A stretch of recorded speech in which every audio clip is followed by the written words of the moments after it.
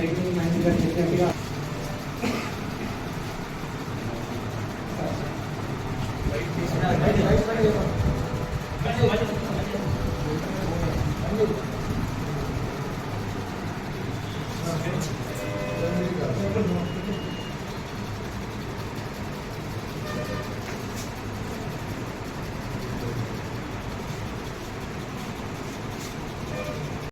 Steering ఎక్కి దిగేసరికి మన concentration అంతా డ్రైవింగ్ సేవ దాని మీద ఉండాలి. మనకి రెండే కళ్ళు, ఈపీకే కేఎంపీ, సేఫ్టీ.